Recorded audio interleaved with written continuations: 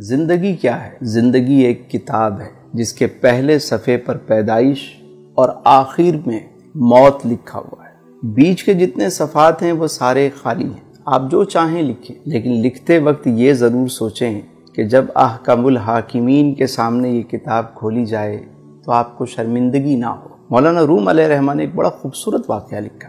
آپ فرماتے ہیں کہ ایک شخص کو ایک قیمتی ہیرا ملا، انمول ہیرا۔ وہ اسے لے کر جوہری کے پاس گیا اور کہا اس کی قیمت کیا ہوگی؟ تو جوہری نے اسے دیکھا تو کہا کہ میں اپنی پوری دکان بھی دے دوں تو اس کی قیمت ادا نہیں ہو سکتی، اس پورے سرافہ بازار میں کوئی بھی اس کی قیمت نہیں دے سکتا۔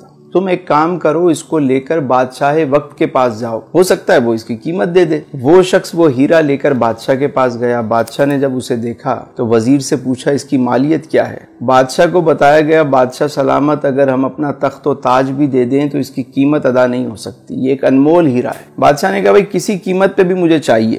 وزیر نے کہا یہ کام مجھ پہ چھوڑ دیں، اور اس شخص سے کہا کہ ایک کام کرو کہ تم یہ ہیرا ہمیں دے دو، صبح تم آ جانا سورج نکلنے سے پہلے، سورج نکلنے سے لے کر غروب آفتاب تک محل کے سارے دروازے تمہارے لیے کھول دیے جائیں گے، تم جس دروازے سے چاہو داخل ہو جاؤ، جو کچھ اس محل سے لے جانا چاہو لے جاؤ، تمہیں کوئی روکنے ٹوکنے والا نہیں ہوگا۔ وہ شخص گیا گھر، ساری رات اسے نیند نہیں آئی۔ صبح سورج نکلنے سے پہلے وہ محل میں داخل ہو گیا، دیکھا سارے دروازے کھلے ہوئے، وہ آرام سے داخل ہو گیا، کسی نے اسے روکا نہیں۔ پہلے ہال میں جب وہ گیا تو اس نے کیا دیکھا کہ بہت سارے شاہی لباس وہاں پر ٹنگے ہوئے ہیں، طرح طرح کے لباس ہیں۔ اس نے سوچا کہ ابھی تو صبح کا وقت ہے، میں نے تو ایسے کپڑے کبھی نہیں دیکھے، چلو پہلے اسے ذرا زیب تن کرتے ہیں۔ اس نے ایک لباس پہنا، اسے شیشے میں دیکھا، دوسرا پہنا، اسے اتارا، تیسرا پہنا، اسے اتارا۔ کافی وقت کے بعد اسے ایک لباس پسند آ گیا۔ جب وہ پہن کر اپنے آپ کو دیکھتا ہے، کہتا ہے میں تو شہزادہ لگ رہا ہوں، میں تو بادشاہ لگ رہا ہوں۔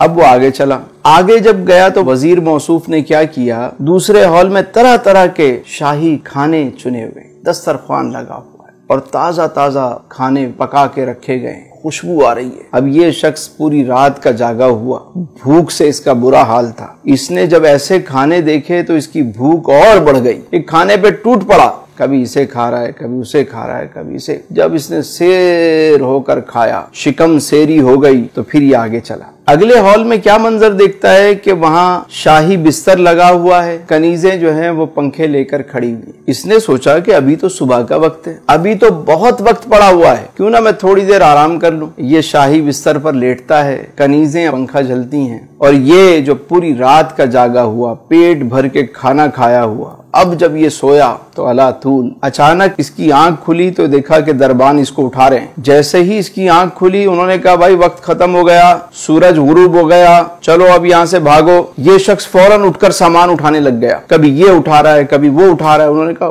خبردار، تم یہاں سے اب تنکا بھی نہیں لے کر جا سکتے۔ اس نے کہا میں نے تو کچھ بھی نہیں لیا ابھی تک، تمہاری مرضی، وقت ختم ہو گیا۔ اٹھا کے اس کو محل سے باہر پھینک دیا۔ مولانا روم فرماتے ہیں کہ جس طرح اس شخص کو قیمتی ہیرا ملا، انمول ہیرا، اور اس نے اسے ضائع کر دیا، اگر وہ چاہتا تو سارا دن بجائے اچھے لباس پہننے کے، اچھے کھانے کھانے کے، ایک معقول لباس پہن لیتا، مختصر سا کھانا کھا لیتا اور آرام کی قربانی دے دیتا، اور وہ سامان اٹھا کے باہر رکھتا رہتا۔ جب شام کو وہاں سے نکالا جاتا تو اس کا اپنا محل تیار ہو چکا ہوتا، لیکن اس نے اپنے انمول ہیرے کو ضائع کر دیا۔ اسی طرح ہم دنیا میں آئے ہیں تو یہاں پہ ہم اچھے لباس، سوٹڈ بوٹڈ، بس ہمارا مرنا جینا جو ہے وہ بس لباس پہ ہے۔ کچھ زندہ رہنے کے لیے کھاتے ہیں اور کچھ کھانے کے لیے زندہ رہتے ہیں، مقصد ہی کھانا ہے، کھائے جا رہے ہیں، اور اس کے بعد سونے میں وقت ضائع ہو جاتا ہے۔ یاد رکھیے جب موت کا وقت آتا ہے نا تو انسان کہتا ہے کہ مجھے تھوڑی سی مہلت دے دو، میں 2 رکعت نفل ادا کر لوں، اے فرشتوں مجھے کچھ موقع دو کہ میں 1 مرتبہ سبحان اللہ کہوں،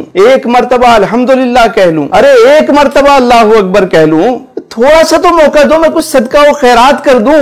فرشتے کہتے ہیں تجھے جو وقت ملنا تھا سو مل گیا، ٹائم از اوور، اب چلو۔ تو عقل مند وہ ہے کہ جسے جتنا دنیا میں رہنا ہے اتنا دنیا کی تیاری کرے، اور جتنا عرصہ قبر و آخرت میں رہنا ہے اتنی اس کی تیاری کرے۔